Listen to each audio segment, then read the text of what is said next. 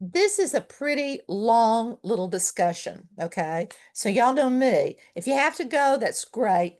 But I wanted to get started as soon as I could so that I could share all this wonderful stuff with you and share some other things with you as well. So today, we're just not talking about books. We're talking about the art that lives within those books. And let me move this where I can see you. Trying to see everybody today. The title of the session, the Art at Noon session today, is Bringing Words to Life, the Art of Book Illustration. The beloved illustrator Maurice Sendak once said, illustrations have as much to say as the text. The trick is to say the same thing, but in a different way. It's no good being an illustrator who is saying a lot that is on his or her mind if it has nothing to do with the text. The artist must override the story, but he must also override his own ego. And I think that was a real interesting statement for one of the best children's illustrators that's ever been made for the sake of the story. That's a bold truth, and one we see proven every time we pause before a powerful image that makes stories tangible and are not decorations or afterthoughts. They are living expressions that make stories tangible and make stories unforgettable. Throughout history, images have carried meaning in ways words alone could not. Think of a stained glass windows glowing with sacred stories, or illuminated manuscripts where art and text were woven together to bring faith to life. In the same way, book illustrations guide us into worlds of belief, imagination, and even wonder. And today we're going to explore how illustrators, artists like N.C. Wyeth and Leo and Diane Dillon, blurred that line between illustration and fine art. Their works show us that illustrations can be as profound, as technically masterful, and as spiritually resonant as any painting hanging in a museum. As lifelong learners, which all of you are, everyone at this Zoom meeting is a lifelong learner. So as lifelong learners, we have the joy of discovering or rediscovering how illustrations are not just pictures, but art that speaks, teaches, and really inspires across generations, as we're going to see.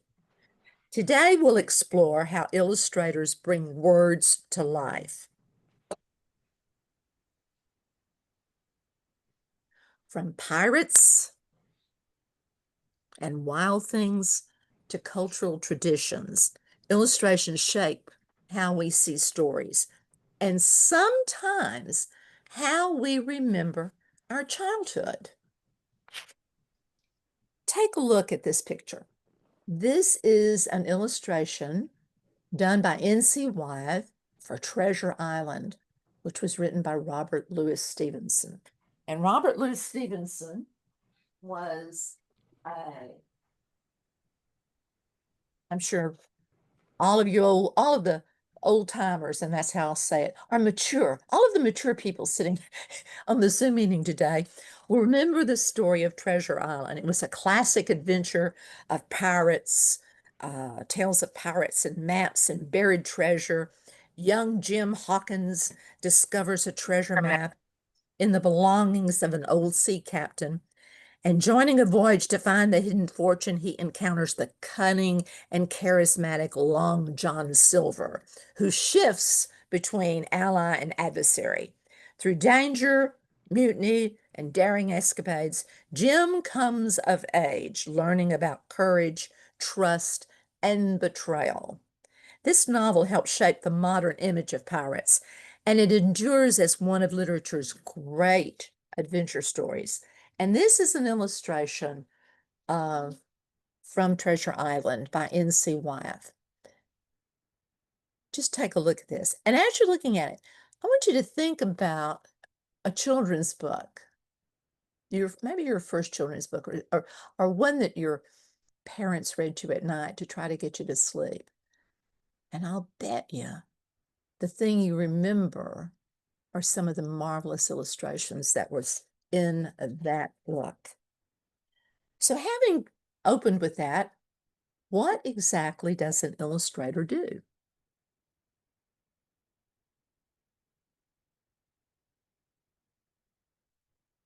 Well, an illustrator interprets text visually. They set the mood, they guide our imagination, and they create an emotional tone. Now, I want you to look at two versions of Cinderella. Now, remember I said they set the mood, they guide our imagination, and they create an emotional tone. Look at these two different versions of Cinderella. Okay. Same story, same story, but you've got two completely different approaches. Which one of these versions, ask yourself, would you prefer to read as a child and why? I don't know, maybe the child in my day would read the one on the left, and the child of today perhaps would like to read the one on the right and look at the illustrations about Cinderella, comparing this. This is turning a bedtime story, the one on the right, into a Gothic fairy tale. Does this look more like the one on the right, does it look more like a scary story or a bedtime story to you? Also, illustrators expand the imagination. One of the best that's ever been written. This is a picture of Maurice Sendak's Where the Wild Things Are. And this is Max's room. Here the picture takes us further than the text does, doesn't it? Sendak transforms Mark's bedroom into a wild jungle, showing imagination at work. This picture really does it. This is how imagination works. Okay, if you notice over here, here's the doorknob, right? Here's the bed, okay? And all around there's bushes, and here is our little character, all dressed up for an adventure. Look at and mark where your eye travels in this picture. Just take a look at it. Where does your eye go? Look at the picture. Mine starts here, and then he does this beautiful thing. I bet most of yours does. And then it just starts moving all the way around.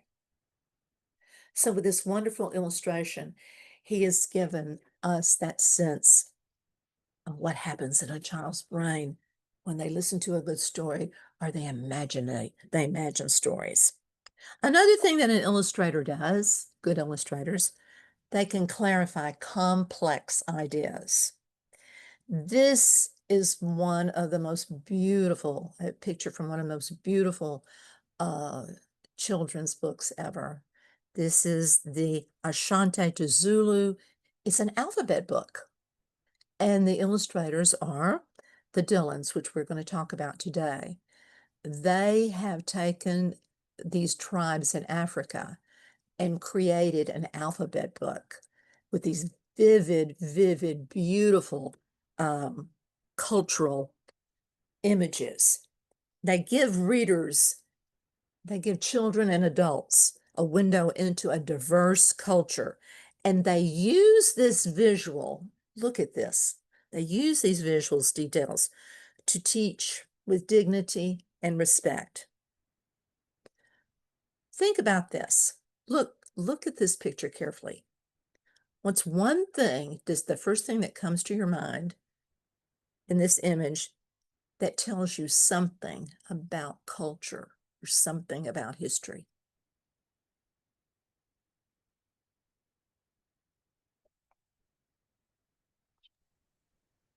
To me, it's just the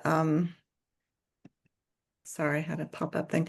It's the just the care and love of the children, those two babies, Absolutely. the way they're holding them. And I love it. I just love, and look at the lines, Beth. See the curves? Hmm. It's really, there's no really, they're all rounded. But notice this, here's something else cultural that's happening here, what they're carrying. I mean, they're putting a lot in this. Here's something else that's cultural that's happening, that they're drawing children, but they draw you into this picture. They draw you in this picture with these vibrant colors and tell you a lot without using words to do so. Another thing is that good illustrators uh, can connect across generations. And do you know what this is an illustration of? Who can tell me? Open it up, Susan. Open your mic. There Yeah, you go. it's an Aesop's fable. It's the friends don't need to be the same size as you are. The small can help the large, and the large can help the small. The Lion and the Mouse, the fable, that wonderful Aesop's fable. Okay, now look at this. Look at this one because it's such a wonderful example of giving characters life. And that's what good illustrators can do too.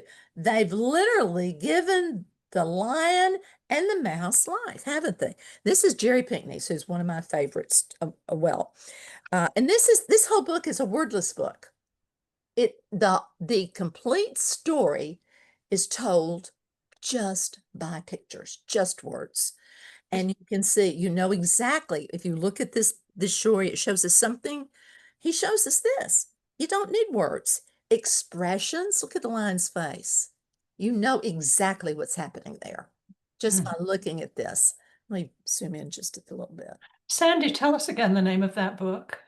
This one right here, Jerry Pinkney's, this is The Lion and the Mouse by Jerry Pinkney. It's Pinkneys, Pinkney's, I think. Thank you. But look at the face of the lion, the struggle, the effort. He is in distress, absolute distress. And here comes this little perky mouse, coming up to take care of him. Over here, the mouse has accomplished the feat. This is a wonderful story to use for children that are just beginning to read. They can tell the whole story to grandma and granddaddy and teachers just by looking at it. The other thing that good illustrations do is it connects across generations. Now, this is both of these pictures represent Treasure Island. But look how they connect Treasure Island across the generations. This one is my beloved N.C. Wyeth, and it was created in the early 1900s for the edition of Robert Louis Stevenson's Treasure Island. This is a much later one, probably looking at the cartoon effect and everything. This was created for an addition to Treasure Island. I would imagine probably in the 70s, maybe, or late 60s, 70s, the way, because this was very prominent in teachers' editions of books when you were telling the stories. But they are appealing to the children supposedly of that time and that age, and it very definitely is. Wyeth has these bold pirates, and they become the way entire generations. This is how I pictured it, and my grandmother and my mom pictured pirates because this is what they had to go with. And these illustrations, though, help pass this beautiful story down through time. What books did your parents or your grandparents share with you that you still remember through its illustration? Just anybody open up and share one.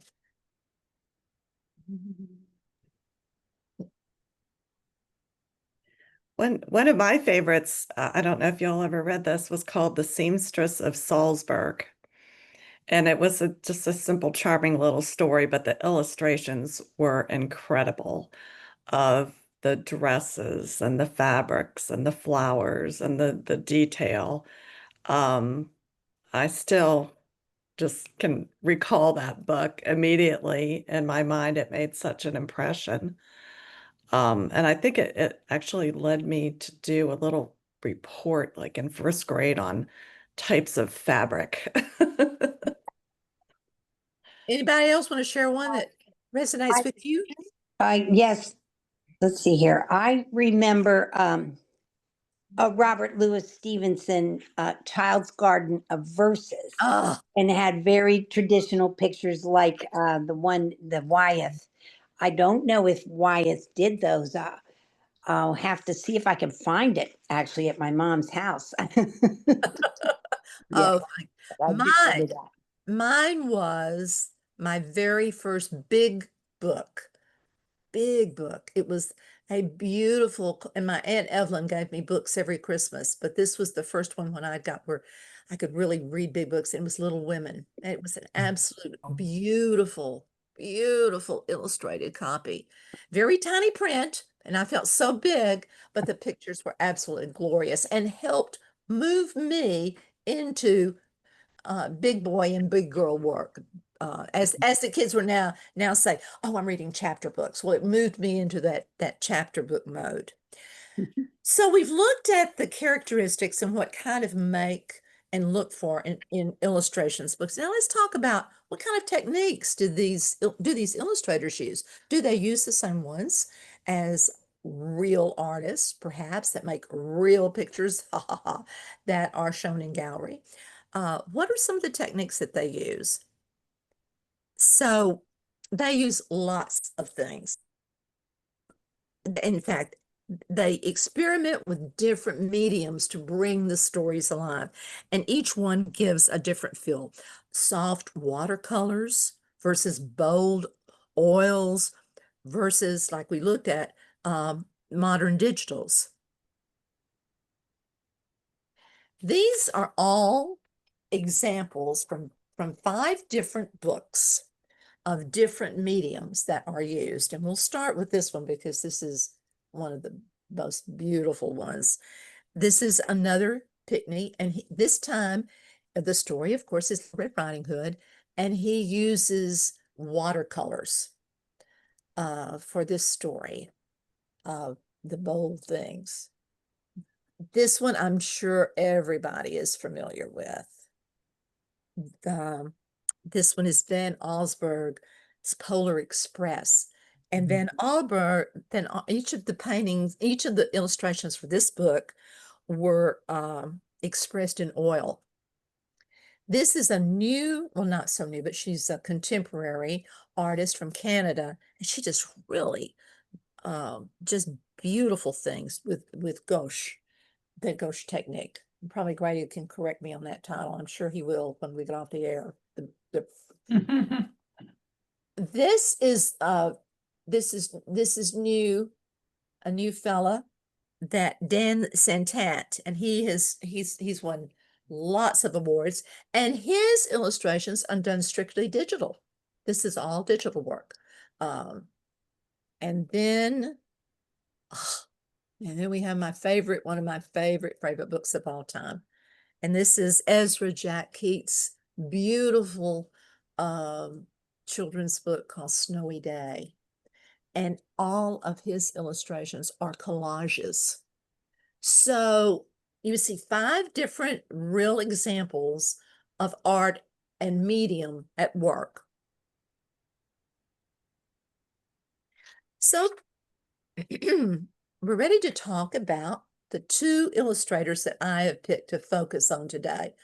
And I've picked them for several reasons, and I'll tell you kind of as we work on. The first one is N.C. Wyeth, and this is a self-portrait of N.C. that he did. He did several self-portraits. He is one of the America's greatest illustrators, and he was an absolute patriarch of an artist's or an artistic dynasty, which we're going to talk about.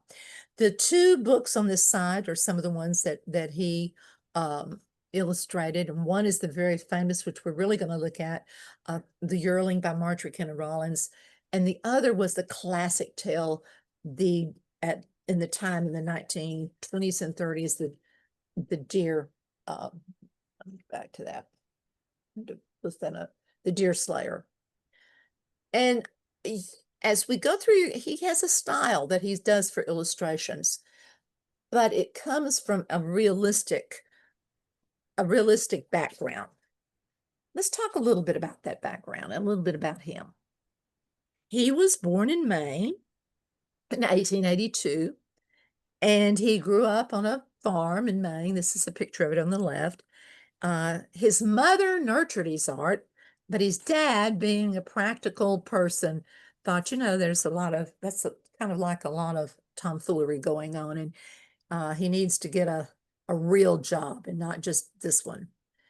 But he finagled his way with his mother's help and became a pupil of the world-renowned illustrator at the time, Howard Pyle. And this is a very early look at Howard Pyle. And Howard Pyle had a studio that invited young potential artists to come and train under him.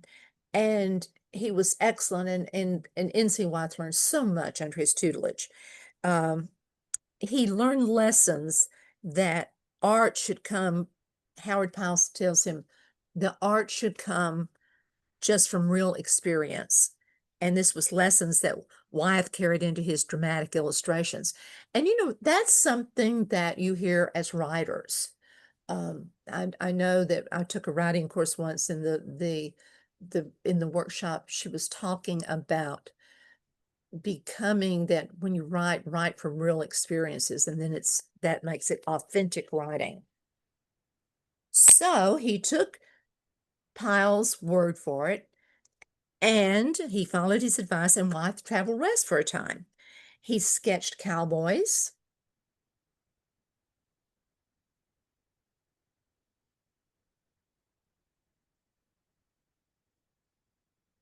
So you get an idea.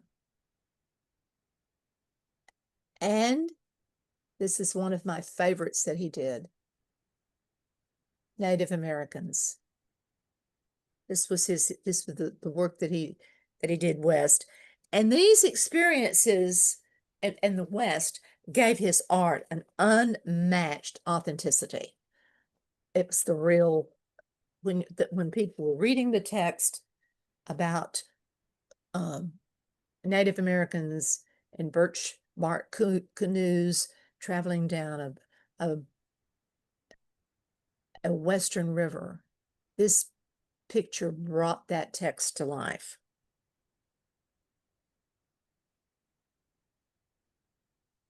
He came back from his travels in the West, and he settled in Chadds Ford, which is up in the Brandy Valley landscape.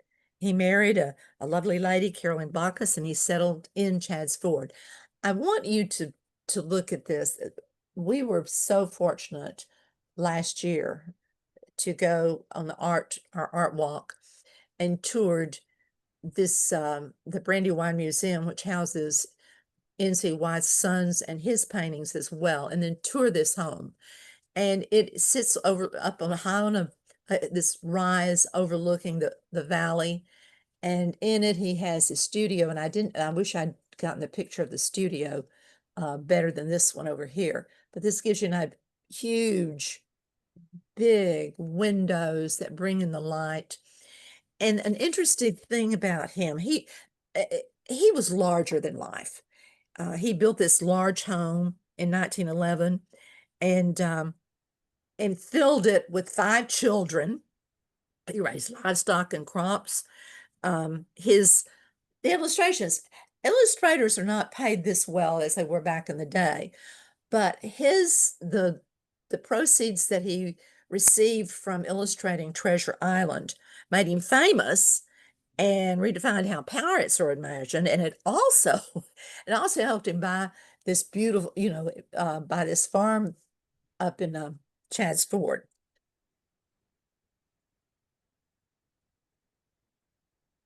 The pictures in Treasure Island were magnificent. He had bold colors. Look at these bold colors.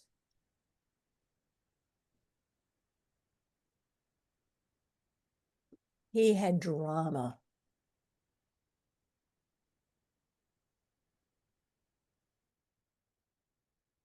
Notice this.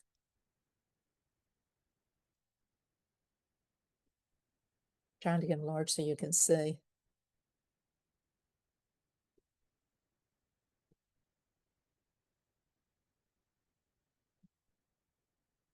I just didn't want me to do it.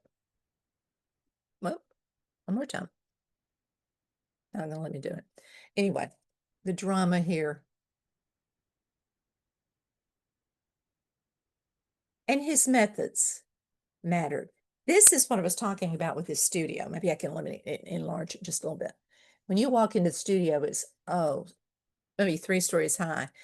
And he worked in oils and these huge canvases, which would blend realism with imagination. He always was trying to elevate illustration to fine art. This was his goal, and he believed in it.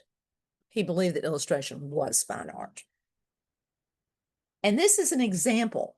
This is not an illustration, but this is one of his paintings. Even though he's known for books, he longed to be recognized as a painter. And he created murals and posters and landscapes beyond illustration.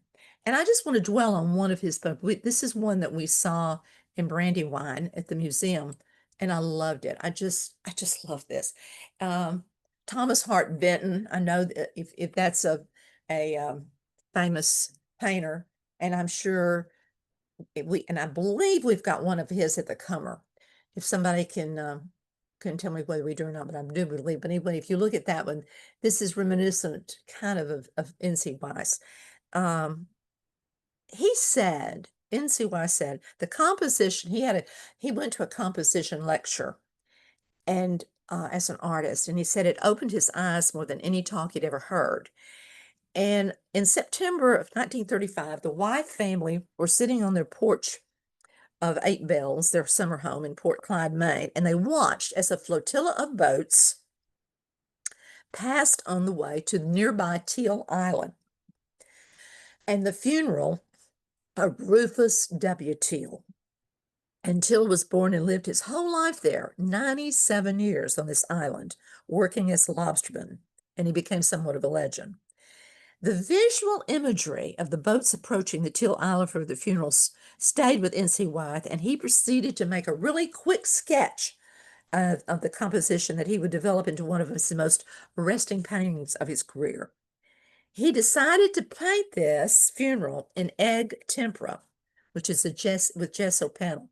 And part of this process of doing this is texturizing the surface of the painting, which Wythe did with a sharp point, as such as a stylus at the end of a brush. And in some areas, if you look along here, let me see if I can just pull it up just a little bit and you can kind of see it. Okay, that makes it a little bit better.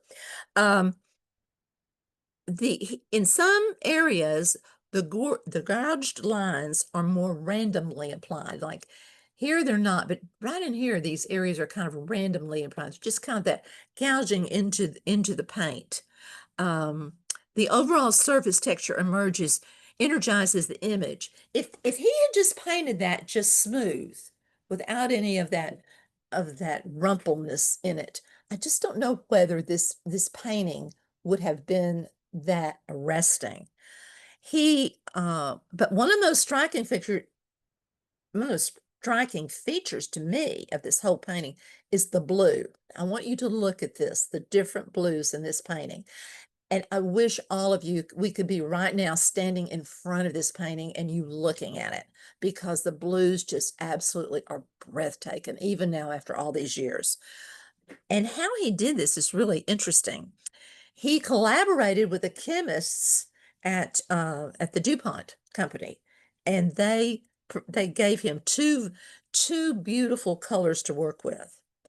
He organized his first one and only artist gallery in New York's gallery around this whole island funeral. And its exhibition's purpose was to present Wythe as an artist rather than an illustrator. All his life, he struggled to shed the connotations associated with illustration, and more than any other painting, this island funeral in composition, in color, and expression demonstrate He was a consummate artist. If you get to Brandywine, you need to go see this painting. It's absolutely magnificent. Just a little bit connection because I did NC Wythe for a reason, because in our next Art at Noon next month, we are going to be talking about Andrew Wyeth's Kerner Farm and the paintings that he did there as an artist, and the exhibit, which we'll do an art walk in October to see them at the Comer, because they are shipping 40 of these paintings that he did at the Kerner Farm. So on the left, you see this is the family. He had 5 children, and they were all absolutely talk about artistic children, music, art. They grew up in a home surrounded by the art. The little one right here is Andrew. Andrew was quite sickly as a child, and so they homeschooled him, and he came really under the tutelage of NC more than anything else. One of the girls married Peter Hurd. 2 of the girls became painters, and the other son worked for DuPont, and one was a musician. So let's talk about the dynasty. Here's NC Wythe. This is Andrew, his son, and this is Jamie, his grandson. Andrew is an iconic artist, American artist, as well as Jamie is also. 3 generations in dynasty of the Wythe family. He and his wife raised these 5 gifted children, and Wythe died tragically in 1945 when his car carrying he and his grandson went across a railroad track and was hit by an oncoming train. So Wythe left behind over 3,000 paintings and over 100 illustrated books. His bold images still define adventure and classic literature for ages.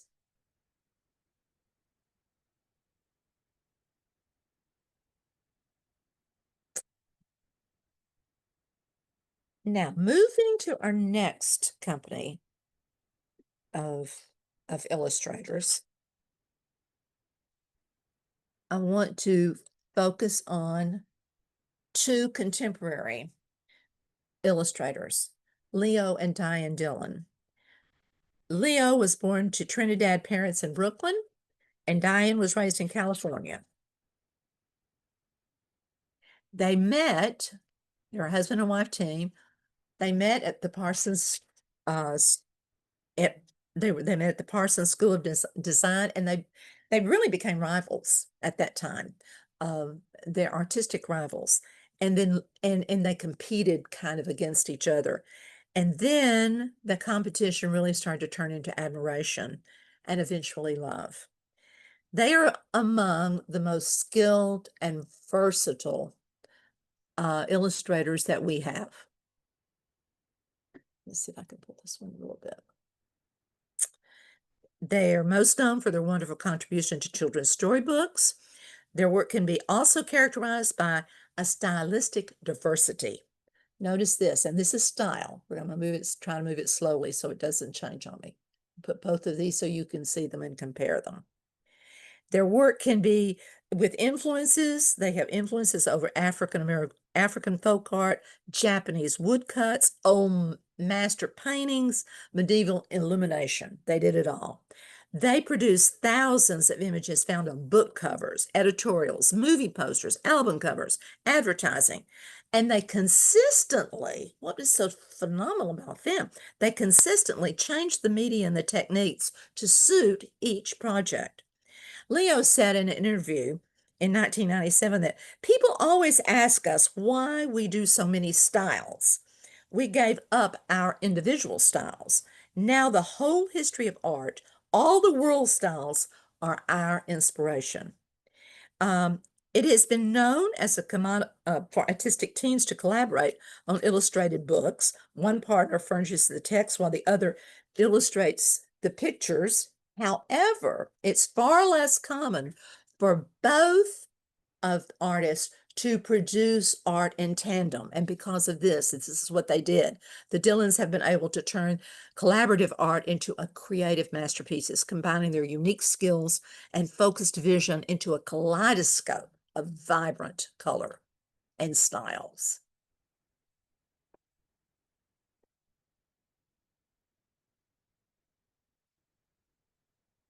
They married in 1957, and they were an interracial couple.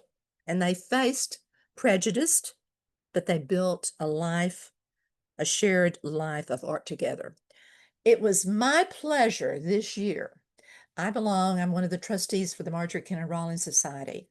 And the Dillons did, which we are going to discuss at length in a few minutes, an illustration of Marjorie Kenner Rollins' The Secret River. I knew that Leo had died. I think he died I forget, several years ago, but Diane was still living. And she was in her 90s and was not giving lectures and talking and also painting, taking in work. So I tracked her down and was able to do an interview for our society with her. She did not want to do a face-to-face, so I sent her a list of questions. And mainly I focused on the Secret River because that's what we were most interested in, because we're going to write it up in our literary journal. But I learned a lot just from these questions about her. And one of the questions I said was, you and your husband were leaders in portraying ethno-racial diversity of characters. Before you and Ezra Jack Keeks, the smiling faces portrayed in picture books had been overwhelmingly white. Can you comment about how important that portrayal was to you both? And this was her response. She says, being interracial, we compared our childhood experiences. Leo never saw himself portrayed in children's books except for Little Black Sambo.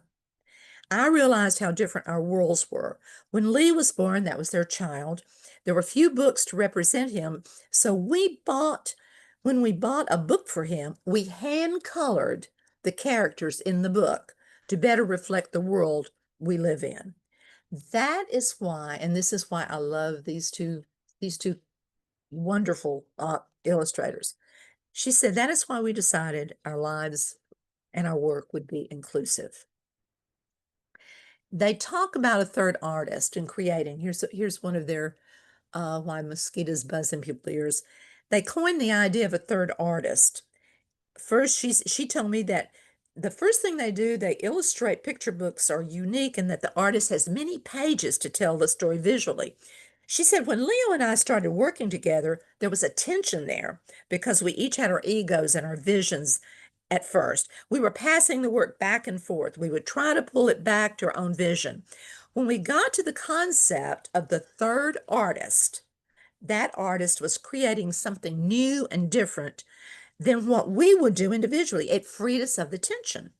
Now, when a piece we're working on was passed to the other, we accepted what was there, even if it was not what we expected.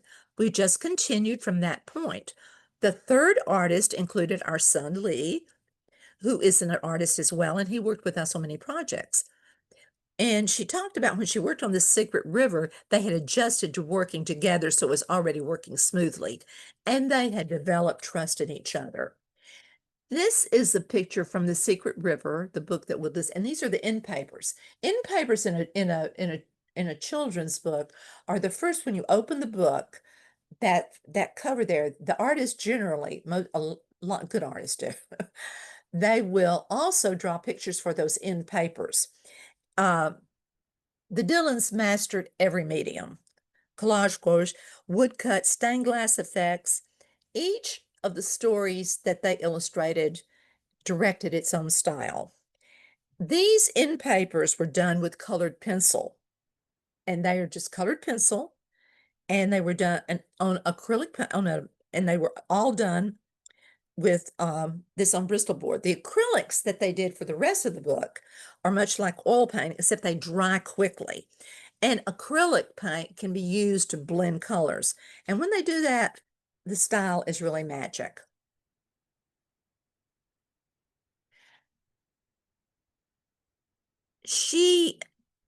they rejected the idea that illustration was less than fine art. I'm coming back to that again. Nathaniel N.C. Wyeth believed that illustrations were fine art. The Dillons believe that as well. For them, all good art deserved respect.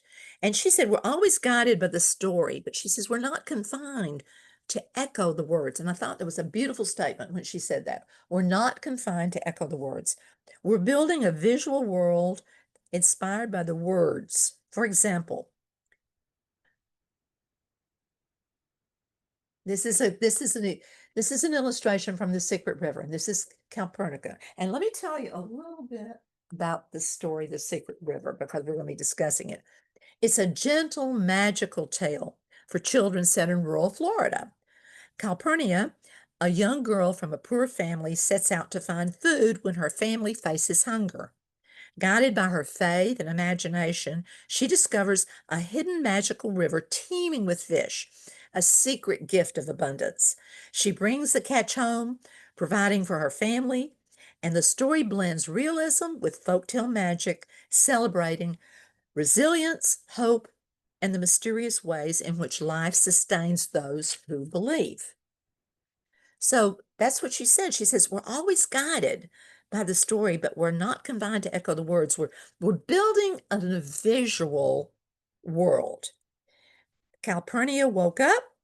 2 red birds were singing outside her window. What did her bedroom look like? There was no description of the room.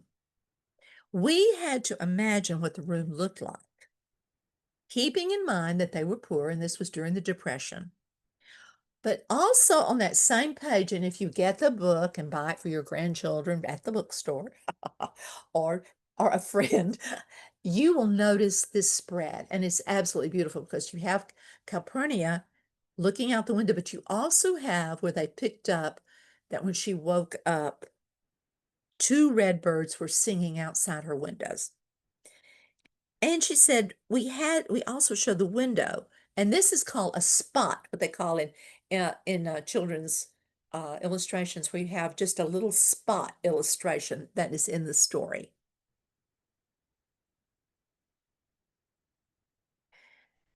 They, as I said, they rejected the idea that the illustration was less than fine art. They believed that it was fine art. She also said that, I said, Calpurnia in this book is smart, she's spunky, she's full of life, and she's also a poet. I asked her, I said, did you automatically see Calpurnia in your mind? Did you use a real person as the source for your illustrations? Is the wise woman a portrait of you? Did you think of your own family as you drew the parents? I guess I'm asking, how much of your and your husband's spirit is the character's pictures? And this is what she said. She said that there was a magic in creating this image. She says, we may have an image in our mind, but when we actually start putting it down in the drawing, we find the mental image was vague. As we draw the details, the image becomes more real. For poses, we sometimes photograph each other or Lee, their child. On this book, we asked a friend if she and her niece, who was the same age as Calpurnia, if they would pose for us, and we took photos of them. The characters in the book are not likenesses of the models. We also looked for photos of the animals for form and detail. And then she said something really interesting. I think that our life experiences do play a role in how we see things. The images we create are unique to us. If the editor asked another artist to illustrate the same story, it would be completely different. And there are 2 versions of The Secret River. One was an early version that was done. And it's a completely different look and different feel. Absolutely perfect. They were interracial. They were interracial marriage. And she talked about that. But she also said that when they did this last page of Calpurnia, that she wanted to portray this child in something different, something that African-American children could relate to. So The Dylan saw books as bridges across generation, just like N.C. Wyeth does. Here's Diane's wonderful Mother Goose book. And then here is her science fiction book. Two completely different stories, two completely different styles. Sandy, may I ask a question? You sure can. I was struck when you were showing the N.C. Wyeth studio at how gigantic the painting was. Uh-huh. With the Dylans, how big are their pieces? It depends on what they're working in, Susan, because they work in every single medium. They work in everything from Okay. acrylics, oil, to pen, ink. They stained glass. I don't know whether they've done collages or not, but I have she told me that they work in their home. And I think that he had a studio. They were a two-story, the way I imagined it was like a two-story home. And I don't think they were never as large as N.C. Wyeth's masterpieces, regular maybe 3x5. Yeah, not 3x5, but 8x10. So no, they're not on the scale at N.C. Wyeth at all. But what they would do is one would work on a sketch and they would send it upstairs to the other one to work on it. And it was that tandem, it was that tandem expression going back and forth, which I find fascinating. These two were known, they're known all over the world. The Caldecott is an award that is given for children's illustrations every year by ALA. They are the only illustrators to have won this award back to back, as well as many, many others awards. And this gives you an example. They taught that art is dreaming made real. They said they believe that all things have spirits, including trees and animals. And this was to them a magical story. And they said that in many of their books, they include images in trees and leaves and clouds or unexpected places like we saw in The Secret River. Leo passed away in 2012, and Diane and her son has kept this alive, their dream alive and well. This is from, I think it's Verna Williams, wonderful African-American writer. And her book, If People Had Wings, the Dylans did their illustrations. They also did a beautiful book. And Catherine, do we have to Everything There's a Season? Were you able to find that book? I don't know if she's still there or not, but anyway. No, I was not. Okay. That, if you can grab a copy of that, that is the Ecclesiastes. They illustrated that portion of the book, To Everything There's a Season. And it is absolutely magnificent, beautiful. This gives you an idea of the spread that we were talking about, his Calpurnia. She says, everybody loves bees. Everybody's bees is my friends. Everybody's flowers is my flowers. Everybody's happy hours is my happy hours. All this goes on, and them is no end. And they drew her with bees in her hair, and I love that. I just love it. It was just such a good. They just sparked that imagination. In this particular book, this is the one where Jody finds Flag, and this is the first where he gently goes on, and the I believe that I can find it. I think that's the part in the story. Oh, here it is. Movement directly in front of him startled him so that he tumbled backward. The fawn lifted its face to his. It turned its head with a wide, wandering motion and shook him through with a stare of its eyes. It was quivering. It made no effect to rise or run. Jody could not trust himself to move. He whispered, "It's me."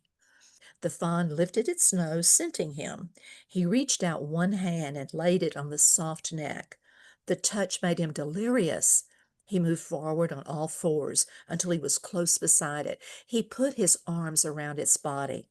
A light convulsion passed over it, but it did not stir. He stroked its sides as gently as though the fawn were a china deer and he might break it. Its skin was softer than the white coonskin knapsack. It was sleek and clean and had a sweet scent of grass. Does that picture go with that? Did those words go with that picture? Do they bring those Marjorie Kinnan Rollins words alive? They certainly do. So, to close out this discussion of books, children's, as y'all can see, I'm passionate about it and I'm not running out of time, but if you have to go, you have to go, and just you can tune in to the rest. But so we're going to look at four pictures, and I'm going to go over with you what the elements are and show them to you what the elements are, I believe, for strong illustration and why I think these two illustrators command this. First of all, to have a good illustration in a story, it has to have expressive characters. Look at this picture. And I want all of y'all to just walk with me. Just as I'm saying these things, I want you to think about what I'm saying and look at this picture. I'm not going to say a word. I just want you to look at it right now. Okay, first of all, good illustrations have to have strong expressive characters. You can feel the father's desperation in his stance, the bear's anger in its bared teeth, and the boy's tension as he crouches behind the grass. Even the dog, even this dog right here, even this dog adds to the drama with its brave yet small presence. There's clear identity here. Each figure is distinct. I mean, everyone in this picture is distinct. The father is the protector, the bear is the threat, the son as the witness and the learner, and the dog as the loyal helper. This is also compelling storytelling, just this picture alone. Even without words, the picture tells the whole story. You instantly, when you look at this picture, you instantly know there's danger, bravery, and survival at stake. The raised gun represents the clarity in this. The lunging bear, those two things, that raised gun and that lunging bear, pulls you and pulls your eyes into the heart of the action. Then you have these contextual details that are surrounding it. You have the swampy grass, okay? The palm fronds and the light filtering through. This is definitely a scene firmly in the Florida's wild backcountry. And then we have technique. Wyeth's technique right here is bold, it's realistic, and it perfectly suits the novel's themes of frontier hardship and nature's raw peril. Then you have his mastery of anatomy and perspective and light makes the scene believable and grippable. The sunlight flickering through the greenery contrasts with the dark mass of the bear. And look at the sunlight coming through and the dark mass of the bear. Also, look at the choice of the angle in this picture. Look at it. You are looking at this picture over Jody's shoulder. And that was all of these things that I'm talking about, the artist is thinking about. This just didn't, oh gosh, I'm going to paint a picture today. These are things that actually he thought about and used with all of the techniques that he had available. He placed this Jody, that pulls you into Jody's perspective, making you a part of the scene. There's also an emotional connection that you feel fear and suspense and admiration, just like Jody must feel watching his dad. It's not just, this is a unique and memorable picture. It's not just a generic hunter versus bear scene. It's deeply tied to the story's emotional stakes. And is it readability? Yeah. Each look reveals more: the way the dog positions itself, the textures of the marsh, and Jody's tense body language. Is there consistency? You better believe there's visual consistency. There's a rugged style and an earthy palette throughout this entire book, all of the illustrations in the book. And there is a clear purpose. This moment is a turning point in the story. It shows both danger and the father's role as protector. The picture makes this moment unforgettable. In short, Wise illustration succeeds because it combines these things. It combines drama, realism, and emotional depth, and it pulls that reader directly into Jodi's experience. Now let's look at a different one. This is Calpurnia coming to the secret river and finding it. And her expression, shows her emotional character. It shows wonder, it shows curiosity. Her body's leaning forward, her hands outstretched in awe. It's her clear identity. She's instantly recognizable as a child full of imagination and courage, standing out in her patterned dress. And that's what I want to show you. Notice what the Dillons did. They didn't make her light, they made her stand out. And they used different ways to do it. And one was the patterned dress. Her barefoot exploration and her wide-eyed gaze feel relatable and age-appropriate, really, for young readers. Is there clarity? Yeah. The composition draws the viewer eyes.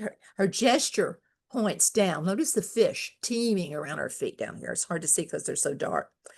The water is filled with shimmering patterned fish, making the river feel secret and enchanted. The light and tree branches above frame the movement as extraordinary. What about their technique? The Dillons had a very decorative approach, and it really makes the scene feel magical and timeless, perfect for folk tales.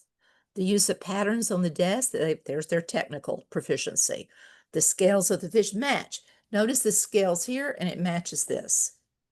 They capture the reader because the readers can feel her awe and they share her excitement. The patterned dress, the glowing fish, the playful details make this image stand out. And their work is consistent all the way through the book, with palette and stylization to match the Dillons' other work. In short, this is a good illustration because it captures a child's moment of wonder, enriches the story's magical tone, and uses artistic detail to create a scene that feels both enchanted and unforgettable.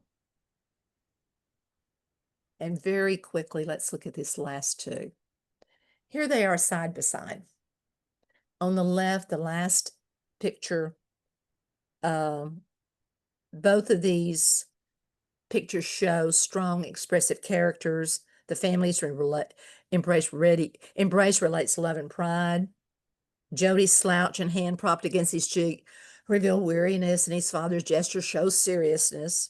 It is compelling storytelling because even without words, in the Dillon picture that this is celebration and reward. And with the lamplight and the open book and the father's gestures tell of learning and guidance. Style and technique, bold patterns on the mother's dress and Calpurnia's dress, and the smooth forms make it a rhythmic piece to look at. The Dillons flattened perspective just enough to feel timeless. But look at Wyeth. Shades of early master. His mastery of light and shadow, that creates drama. The candle's glow pulls a focus on the father and son. Does it engage the reader? It certainly does. Dillon, the warmth on the family's faces invites children to feel happiness and belonging. And Wyeth, it's the quiet seriousness that makes readers lean in. You sense that something important is being taught here. The purpose and consistency, the purpose is to show the magical reward of Calpurnia's journey. Fish is abundance, family is love, home is joy. It's a high point in the story. The purpose in Wyeth is to root the story in the reality of family life, struggles, lessons, and parental guidance in a pioneer household. It grounds the novel's everyday truth. So in short, the Dillons give us a scene of joy and celebration and warmth through pattern, color, and expressive closeness. Wyeth gives us a scene of seriousness, intimacy, and realism through dramatic light and gesture. And together, these two pictures show how different illustration styles can both succeed. One by evoking magic and delight, the other by evoking gravity and truth. Rawlings' stories, whether in The Secret River or The Yearling, remind us that the human experience is both wonderful and burdened with challenge. Illustrations like those by Dillon and Wyeth do what Rawlings' words achieve in prose. They make us see and feel life's richness. Where she gave voice to Florida's landscapes and its people, these artists give form and color to her vision. Together, the text, the image, affirmed what Rawlings believed, that stories connect us to truth, to beauty, and even to spiritual depths of human experience. And last but not least, book illustrations are far more than decorations for stories, my friends. They are a form of art with their own voice, their own weight, and their own power to move us. As N.C. Wyeth once reminded us, the picture is not a reflection of life, it's life itself. His words remind us that illustrations are not secondary to text, but living expressions of the story's truth, like these beautiful stained glass windows or illuminated manuscripts that once brought scripture alive for worshipers. Book illustrations guide our eyes and our hearts towards meaning, clarity, and mystery. When we look at the work of illustrators like Wyeth or Leo and Diane Dillon, the emotional ability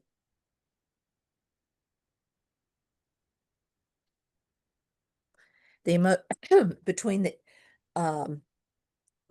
illustrator and the artist disappears. Their images hold deep emotional resonance, technical mastery, and narrative strength.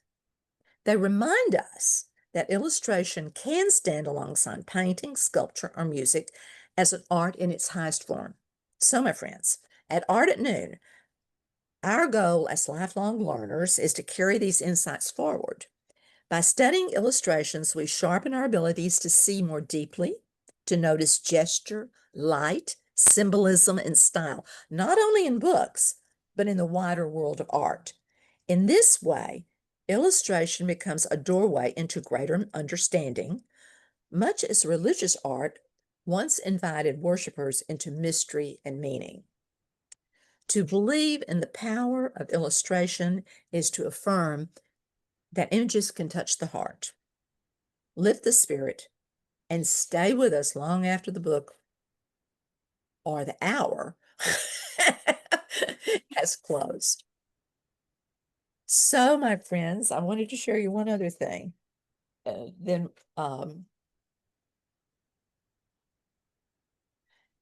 Okay.